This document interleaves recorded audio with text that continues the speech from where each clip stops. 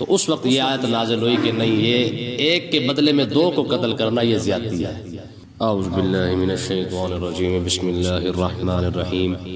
یا ایھا الذین آمنوا کتب علیکم القصاص فی القتل الحر بالحر والعبد بالعبد والانثى بالانثى فمن عفی له من اخیہ شیء فاتباع بالمعروف وعداء الیہ باحسان ذلک تخفیف من ربکم ورحمہ فمن اعتدى بعد ذلک فلہ عذاب علیم۔ یہ آیت جو ہے وہ قتل اور اس کے قصاص کے متعلق ہے۔ اس آیت کے اندر دو چیزیں بیان کی گئی ہیں کہ جب کسی شخص کا کوئی بندہ قتل ہو جائے تو بدلے کے اندر وہ اسے قتل بھی کر سکتا ہے، اور اگر معاف کر کے کچھ مال لینا چاہے تو مال لے بھی سکتا ہے۔ یہ دونوں حکم اس کے اندر موجود ہے۔ تو یاد رکھیں پہلے دور جاہلیت کے اندر یہ تھا کہ اوس اور خزرج، جب صحابہ کرام انصار صحابہ کرام نے جب کلمہ پڑھ لیا تو کلمہ پڑھنے سے پہلے ان کا یہ دستور تھا کہ اگر ایک قبیلہ دوسرے قبیلے کا ایک شخص مارتا تو یہ بدلے کے اندر دو مار دیتے، وہ ایک آزاد مارتا یہ دو آزاد مار دیتے، وہ ایک غلام مارتا یہ دو غلام مار دیتے، وہ ایک عورت کو قتل کرتا یہ دو کو قتل کر دیتے۔ تو پھر یہ آقا علیہ الصلوۃ والسلام کی بارگاہ اقدس میں حاضر ہوئے تو آقا علیہ الصلوۃ والسلام کی خدمت میں انہوں نے جا کے یہ پیش کیا یہ معاملہ کہ جناب ہم تو ایسے کرتے ہیں۔ تو اس وقت یہ آیت نازل ہوئی کہ نہیں، یہ ایک کے بدلے میں دو کو قتل کرنا یہ زیادتی ہے۔ ٹھیک ہے، ہاں ایک کے بدلے میں ایک کو قتل کیا جا سکتا ہے۔ اور دوسری بات یہ ہے کہ اگر کوئی شخص قتل کے بدلے میں قتل کر دے تو بھی اچھی بات ہے، اور اگر کوئی شخص پیسے لے کر معاف کرنا چاہتا ہے وارث، تو اگر معاف کرنا چاہے تو یہ حق بھی اللہ تبارک و تعالی نے اس امت کو عطا فرمایا ہے۔ یہودیوں کے اندر صرف قتل کا بدلہ قتل ہی تھا، معافی کی کوئی گنجائش نہیں تھی۔ عیسائیوں کے اندر جو ہے وہ سمجھتے ہیں کہ معافی معافی ہے، ٹھیک ہے، حالانکہ ایسی بات تھی نہیں، لیکن وہ سمجھتے ہیں عیسائی وغیرہ۔ لیکن اس امت پر اللہ تبارک و تعالی نے دونوں چیزیں کرم فرما دی ہیں کہ اگر کوئی وارث قتل کا بدلہ لینا چاہے قاتل سے تو وہ لے سکتا ہے، لیکن اگر وارثوں میں سے کوئی وارث اگر معاف کر دے تو وہ بھی حق اللہ تبارک و تعالی نے اس وارثوں کو وہ بھی عطا فرمایا ہے۔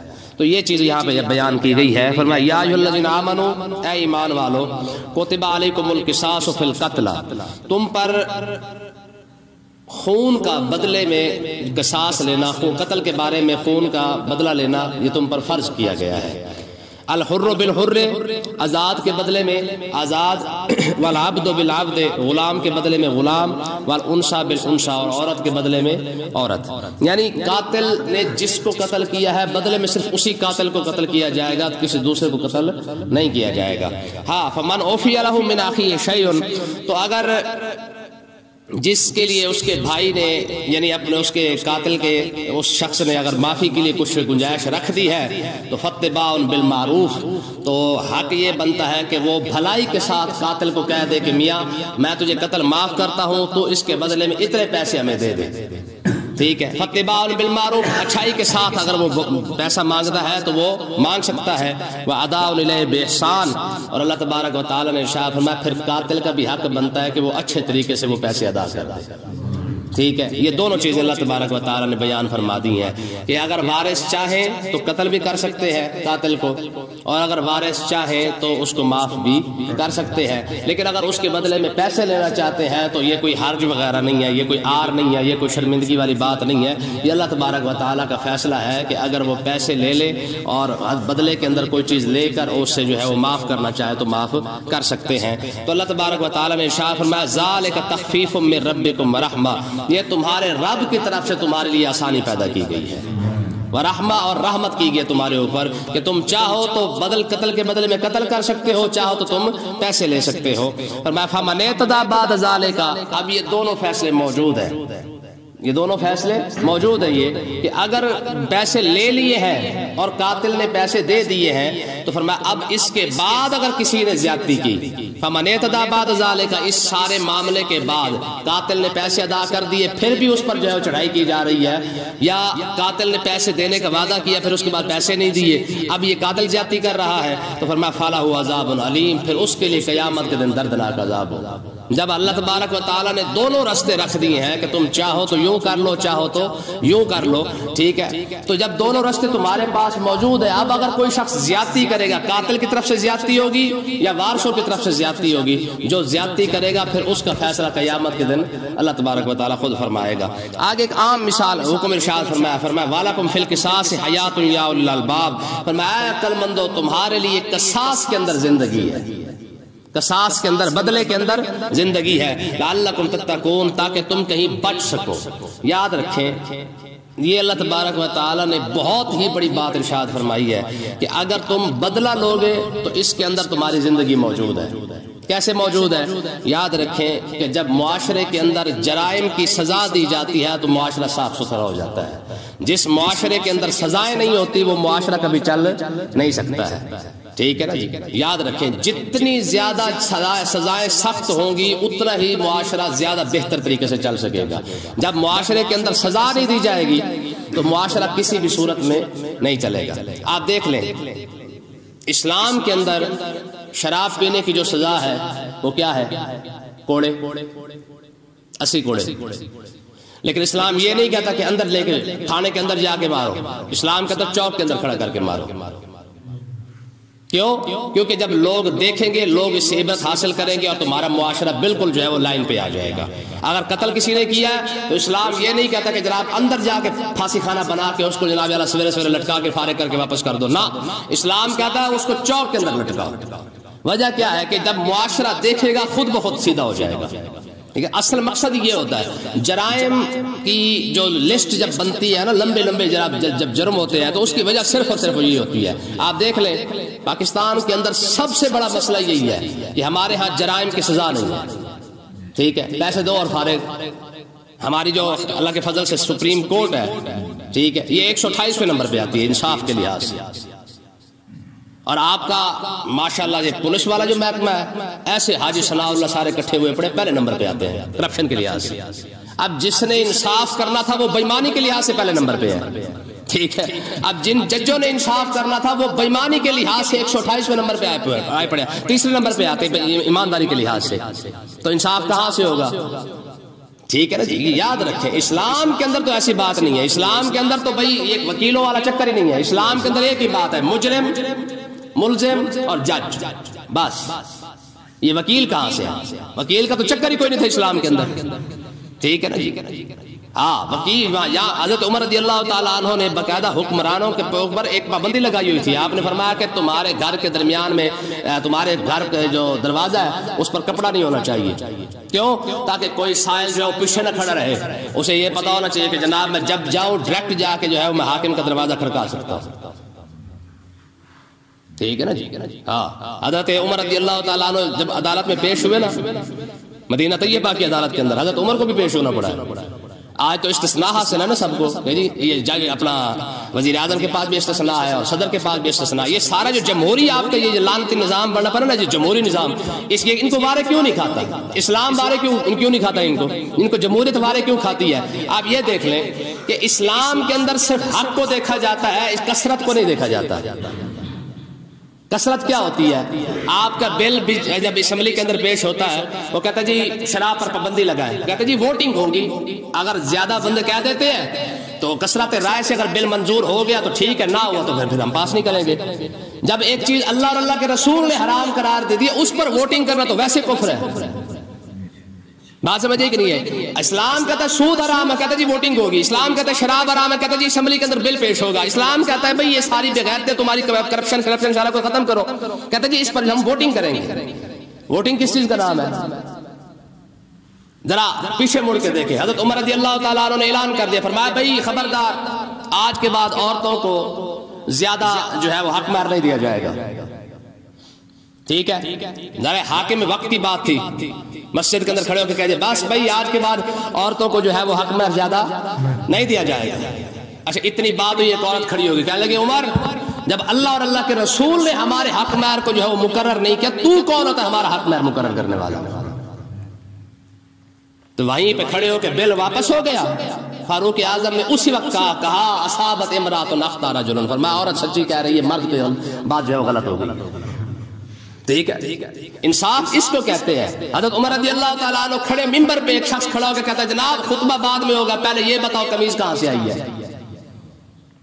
اور باقاعدہ امیر المومنین استثناء نہیں ہے، اسی وقت جواب دینا پڑا ہے کہ جناب یہ جو میں نے قمیض پہنی ہے نا، یہ دو قمیض اپنا چادریں ملا کے، ایک میرے بیٹے کی چادر ہے، ایک میری چادر، دونوں ملا کے پھر جا کے میں نے یہ قمیض بنائی ہے۔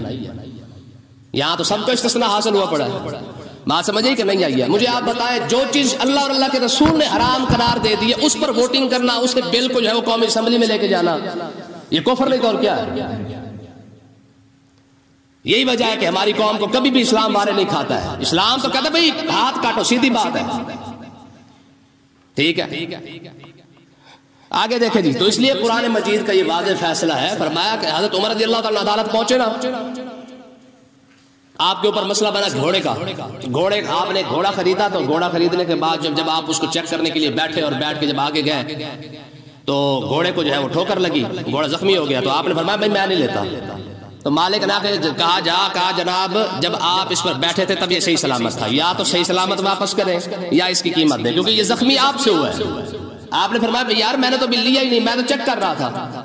بات جب پہنچی نا عدالت کے اندر، غالباً حضرت زید بیٹھے ہوئے تھے، ٹھیک ہے۔ حضرت زید نے جیسے جناب عمر کو دیکھا تو کھڑے ہو گئے۔ آپ نے فرمایا تو نے انصاف کا پہلا قتل یہی کیا، تو میرے لیے کھڑا ہوا، ٹھیک ہے۔ جب امیر المومنین حضرت عمر رضی اللہ تعالیٰ عنہ جناب جیل میں اپنا کھڑے ہوئے ہیں عدالت کے اندر، حضرت مولا علی رضی اللہ تعالیٰ عنہ کی ڈھال چوری ہو گئی۔ جب ڈھال چوری ہوئی اس وقت آپ خود امیر المومنین تھے، آپ نے اسی ڈھال کو جو بازار میں بکتے دیکھا، آپ نے فرمایا یار یہ تو میری ہے۔ انہوں نے کہا جی ہم نے تو کہیں اور سے خریدی ہے، آپ کی کیسے ہو سکتی ہے؟ آپ نے فرمایا یار یہ میری ہے، میں نے پہچان لیا۔ کہا جی نہیں آپ کی نہیں ہے، جھگڑا ہو گیا۔ کہا جی عدالت چلتے ہیں۔ اب امیر المومنین بھی ہے، حکومت بھی اپنی ہے، سارا کچھ اپنا ہے۔ اب امیر المومنین مولا علی رضی اللہ تعالیٰ عنہ عدالت کے اندر کھڑے ہوئے ہیں۔ جج پوچھ رہا ہے، کہتا ہے ہاں جی یہ ڈھال آپ کی کیسے ہو گئی؟ کہا جی میری ہے۔ اب مجھے آپ بتائیں خدا کا واسطہ ہے، یہ اس کو سوچ سکتا ہے کہ مولا علی رضی اللہ تعالیٰ کو جھوٹی بات کر سکتے ہیں؟ وقت کا جج یہ بات سوچ رہا ہے کہ یار یہ بات نہیں ہو سکتی کہ مولا علی جھوٹ بولے، ٹھیک ہے۔ اسے حضرت جج کہہ رہا ہے مولا علی سے، کہہ رہے حضرت آپ بے شک امیر المومنین ہیں، لیکن یہ بتائیں یہ ڈھال کا دعویٰ جو آپ نے کیا ہے آپ کے پاس گواہ ہے؟ کہا ہاں ہے۔ کہا کون ہے؟ کہا حسن میرا بیٹا گواہ ہے۔ تو جج نے کہا جی آپ کے بیٹے کی گواہی آپ کے حق میں قبول نہیں ہے، کوئی اور گواہ نہیں آپ کے حق میں ڈھال ہوئی۔ انہوں نے کہا جناب فیصلہ یہی ہے کہ ڈھال جو اسی بندے کی، کیونکہ نہ آپ کے پاس گواہ ہے، حالانکہ گواہ امام حسن ہے، ٹھیک ہے۔ انہوں نے کہا جی بیٹے کی گواہی باپ کے حق میں قبول نہیں ہے۔ جب اتنی بار کہ انہوں نے فیصلہ لکھا جج نے، اس نے کہا جی ڈھال جو ہے دوسرے بندے کی ہے۔ اتنی بار کہ دوسرا بندہ بھی کلمہ پڑھ رہا تھا، اس نے کہا خدا کی قسم انصاف اسی کو کہا جاتا ہے، ٹھیک ہے نا جی۔ ان کنجروں کی پیشوں کے پیشے ختم ہونے پہ نہیں آتی ہیں، ٹھیک ہے۔ ہمارے انصاف کرنے والے کنجر تو ایسے بیٹھے جو ہم سے کم 30 لاکھ روپے کی تنخواہ لے رہے ہیں، ان کا پروٹوکول وکھرا ہے، ان کا پیٹرول وکھرا ہے، ان کی سیکیورٹی وکھری ہے۔ انصاف تم نے ہمیں کہاں سے دینا ہے؟ تم تو خود اب ہمارے اوپر لعنت بن کے بیٹھے ہوئے ہو۔ بات سمجھے کہ انصاف دینے کے لیے تو کم سے کم انصاف والا تو سامنے بیٹھا ہو، ایک عام بندہ اس کے پاس پہنچ تو سکے، آپ کے انصاف کرنے والوں کے پاس تو بندہ پہنچ ہی نہیں سکتا۔ بات سمجھے کہ نہیں آئی؟ ہاں اسلام کے اندر ایسا انصاف آپ دیکھیں کہ حضرت ابو عبیدہ بن جراح رضی اللہ تعالیٰ عنہ کی فوج نے ایک قلعے پر حملہ کیا، قلعہ فتح ہو گیا۔ فتح ہونے کے بعد اسلام کا سارا نظام جو ہے کنٹرول مسلمانوں نے سنبھال لیا۔ سنبھالنے کے بعد جب جج بیٹھا نا قلعے کے اوپر، تو ایک بابا جو ہے وہ اپنا سوٹی ٹیکتا جو ہے وہ آ گیا جج کے پاس۔ کہا ہاں بابا اب اسلام کا کنٹرول ہے یہاں پہ، تجھے کوئی مسئلہ تو مجھے بتانا۔ کہا جی مسئلہ ہے۔ کہا جی کیا مسئلہ ہے؟ کہا جی مسئلہ یہ ہے کہ یہ جو آپ نے جو کنٹرول ہمارے اوپر جو مسلط کیا ہے نا، آپ نے آ کے جو کنٹرول سنبھالا، یہ سارا کا سارا آپ کا غلط ہے۔ جج نے کہا جی کیسے؟ کہا جی آپ کی عادت ہے مسلمانوں کی، یہ مسلمان جب کسی قلعے پر فتح کرتے ہیں تو سب سے پہلے اس کو اسلام کی دعوت دیتے ہیں۔ آپ اپنے گورنر سے پوچھیں، جو آپ کا جو اپنا جو فوج کا جو بڑا تھا اس نے ہمیں تب اسلام کی دعوت دی ہے۔ نمبر 2، آپ جب اگر اسلام کی دعوت اگر کوئی قبول نہیں کرتا تو سب سے پہلے آپ اس کو جزیے کی دعوت دیتے ہیں کہ ٹھیک ہے بھی اگر آپ اسلام قبول نہیں کرتے آپ جزیہ دیتے آپ سکون سے رہیں, ہم آپ کو ساتھ جو ہے وہ بالکل معاملہ نہیں کریں گے. آپ اپنے فوج کے اس پوچھیں سپہ سالار سے کہ اس نے ہمیں یہ 2 دعوتیں دی ہیں, ہاں اگر آپ 2 دعوتیں کوئی نہیں مانتا پھر آپ جو ہے وہ حملہ کرتے ہیں, پھر آپ جو ہے وہ قلعہ جو ہے وہ اپنے کنٹرول میں لیتے ہیں. آپ یہ بات دونوں سپہ سالار سے پوچھ کے دیکھیں. جب سپہ سالار کو بلایا گیا, ہاں بھائی تم نے ان کو دعوت دی تھی اسلام کی, کہا جی نہیں. کہا پھر ان کو جزیے کا کہا تھا, کہا نہیں. جج نے فیصلہ لکھا, کہا اسی وقت یہی قلعہ ان کو واپس کیا جا رہا ہے. یہ اسلام ہے اور یہ انصاف ہے. بات سمجھے کہ نہیں آئی ہے؟ اللہ تبارک و تعالیٰ نے یہ ایک انصاف, دیکھیں نا اسلام کا جو انصاف تھا وہ اسی کے تحت تھا. جب آپ اسلام پر ہم کیوں کہتے ہیں کہ یار اسلام کی بات کرو, وجہ یہ ہے اس دیکھیں آپ ٹوٹل ٹیکس دیتے ہیں, اکٹھا غریبوں سے کیا جاتا ہے, سارا کا سارا امیروں پر لگتا ہے. اور اسلام کیا کہتا ہے؟ اسلام کہتا ہے امیروں سے لے کر اسلام غریبوں کو دیتا ہے, اور آپ کا جمہوری نظام آپ سے جناب لے کر آپ کے امیروں کو پالتا ہے. ایسے ہے کہ نہیں ہے؟ اسلام آج بھی غریبوں کو اسلام بارے نہیں کھاتا. اسلام کا اب ہر مہینے کون ٹیکس دیتی ہے, حالانکہ اسلام سال کے بعد یار صرف ایک جو ہے وہ لگاتا ہے, کیا وہ بھی امیروں پر لگاتا ہے, وہ بھی صرف زکوٰۃ لگاتا ہے کہ سال بعد زکوٰۃ دے دو بات ختم ہو گئی. زکوٰۃ لے کر غریبوں کو اندر بانٹی جاتی ہے, اور غریبوں کو پھر بھی اسلام بارے نہیں کھاتا, امیروں کو اسلام بارے کھاتا ہے. تو بات سمجھے کہ نہیں آئی ہے؟ یہ جتنا ہم اسلام سے دور ہوں گے ہم ذلیل ہوں گے. ہر مہینے کون ٹیکس دے رہی ہے؟ ہر مہینے دیتی ہے, اور زبردستی اگلے لیتے ہیں. نہ دو گے تو آپ کا میٹر کاٹ کے لے جائیں گے, ٹھیک ہے, نہیں لوگے آپ کو روڈ پہ نہیں چلنے دیں گے. لیکن اسلام کیا کہتا ہے؟ اسلام کہتا ہے کہ جتنے امیر ہیں وہ امیر صرف اور صرف سال کے بعد انہوں نے زکوٰۃ دینی ہے. زکوٰۃ لینے کے بعد جو ہے وہ کیا کیا جاتا ہے؟ سارا کا سارا مال جہاں سے لیا جاتا ہے, اسلام کہتا ہے اسی جگہ پہ وہاں جتنے غریب ہیں سب کو اندر تقسیم کرو. حضرت عمر بن عبدالعزیز رضی اللہ تعالیٰ عنہ کے دور کے اندر اتنی زکوٰۃ اکٹھی ہو گئی تھی کہ آپ سوچ نہیں سکتے کہ وہاں پہ آپ نے حکمرانوں کو باقاعدہ حکم جاری کر دیا تھا. آپ نے فرمایا بھائی زکوٰۃ جتنی اکٹھی ہوئی ہے اب یہاں مرکز میں بھیجنے کی ضرورت نہیں ہے, اب جہاں جہاں بندہ جو بھی بیٹھا ہوا ہے وہیں پہ زکوٰۃ خرچ کرے. تو وہاں کے گورنر لکھا ہونے کا جناب زکوٰۃ اب یہاں پہ خرچ کہاں پہ کریں, یہاں پہ کوئی غریب ہی نہیں رہا. کہا جتنے جو بیٹھے نا کوارے لڑکے بیٹھے, کواری لڑکے بیٹھے, سب کی شادی کرا دو. کہا جی وہ بھی ہو چکا ہے. کہا جتنے بیوہ ان کی ہیلپ کرو. کہا جی وہ بھی ہو گیا ہے. کہا اچھا سارے ہو گیا ہے. کہا جی ہو گیا ہے. کہا وہاں پہ جو پرندے درندے ہیں نا صاحب, وہاں پہ جنگلات کے اندر جتنے بیٹھے ہیں سب پرندوں کے خوراک کا انتظام کرو.